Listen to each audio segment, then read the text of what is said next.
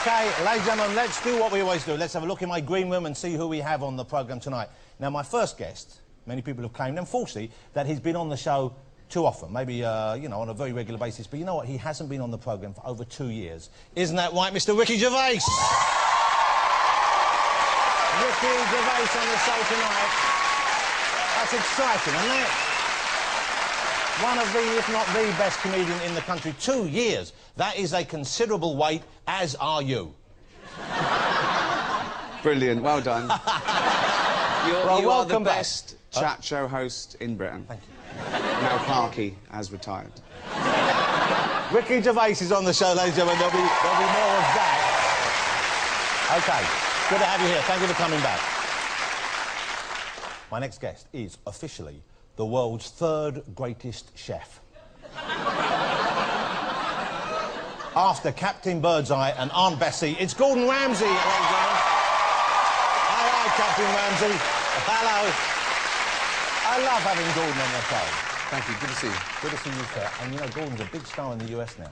He's had to change his act over there slightly. In fact, his new book is called, strangely, I Don't Seem to Swear As Much in America.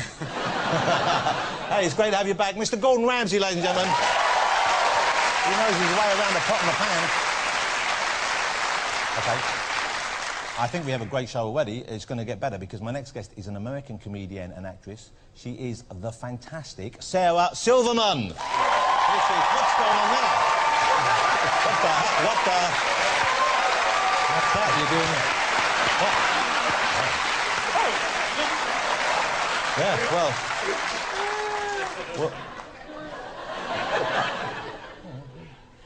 Just coming to the country, finding out where she hid her stash, obviously. Welcome, Sarah. So lovely to have you here. Thank you for joining us. Thank you for having me. Yeah. Now, I think I should explain something to you. Can I just explain something to you, Sarah, if that's all right? Because you're there with Gordon and Ricky, and I know that in America now, they're both big stars, big stars, OK? And everyone over there gives them a lot... They give them a lot of respect. But here in the UK, we are kind of over them, all right? I mean, basically, you know, in 2 years' time, if they're lucky, you're looking at the back and the front end of a pantomime horse. And I think we know which one's the back end, ladies and gentlemen. Ladies and gentlemen, Sarah Silverman, she's on the show as well. I'm delighted to have her here. I love it to have her here. What a lovely face, what a cheeky face. And we have fabulous live music tonight. I heard them rehearse this earlier on. It's a tremendous track. You're going to love it. It is, of course, Razorlight. There they are. Hey, fellas. Great to have you back as well. It's a great song you're doing tonight. Oh, thanks. Here, shall I get my final guest out? Yeah! I think she is the funniest woman in the world right now. Here she is, dealing sensitively with the subject of 9/11. I'm going to clear this up while you watch this, then we'll get out of there. Sarah Silverman. Remember the rage, you know, and then there was no place to put it. Where do you put it? I'll tell you what I did. Domain names.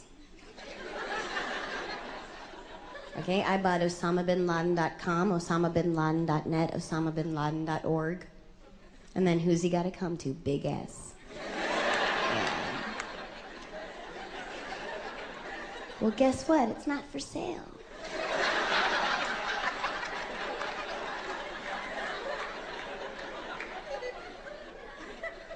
Looks like you're gonna have to be Osama 1. And then who's laughing last? America. America is. Here she is, ladies and gentlemen, it's Sarah Silverman.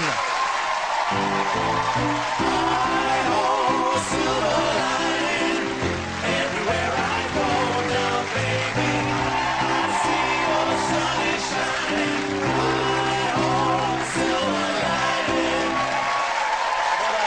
What a treat.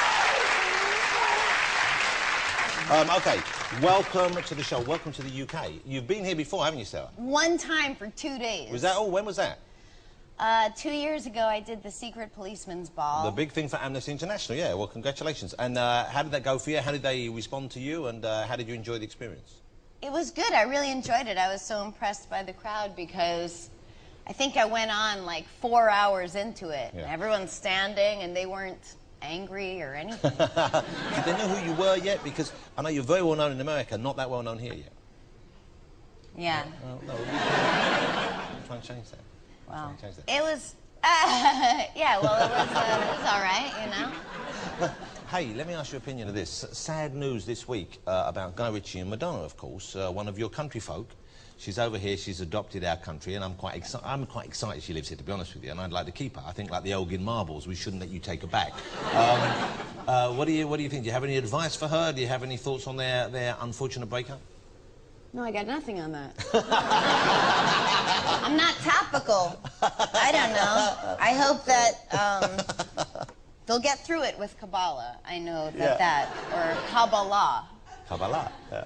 Yeah, it's an ancient Judaic mysticism. I know a lot of people hear Judaic and they're like, ew, is that Jewish? It's totally not Jewish. It's like maybe the tiniest slice Jewish, but with none of the like big noseness. Do you, you know, I've noticed that Jewish comedians in America, their Jewishness seems to inform their work more than it does over here. You have, you know, Christian comedians don't go on about being, I don't mean go on, but they refer to Christianity as often as Jewish comedians do. Yeah? Yeah. For example, when I think of Jewish comedians, I would think of someone who, you know, maybe has dealt with the negative sides of being Jewish, has perhaps gone into therapy, and someone like Woody Allen. Yidle, diddle, diddle, yidle, diddle, diddle. Oh, yeah, I have been in therapy since I was 13. Really? And what was this for? Just being Jewish, just Jewishness. Can they cure that? Unfortunately, no. Hopefully, with stem cell research, there'll be something. So, I went to therapy when I was 13. I was depressed, and the therapist basically said, every time you feel sad, just take one of these. He wrote a prescription for Xanax. And that's like an antidepressant. Yeah. They don't have Xanax in England? Yeah, but we don't take drugs as much as Americans do for that country. Oh, you must. I don't want to say his last, like, give me a last, I'll say Ross. Okay. So, I went for my next appointment. I am from New Hampshire, which is a little New England. But that's a kind of what I would call a waspy area, wouldn't it?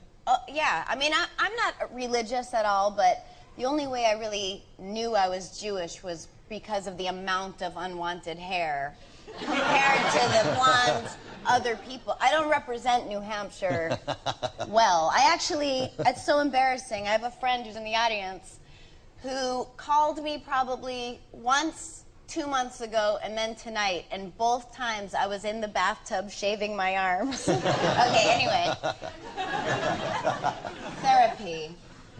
So I go to the next appointment the next week. My mom dropped me off. It's the middle of the winter, so it's like pitch black at 4 p.m., you know?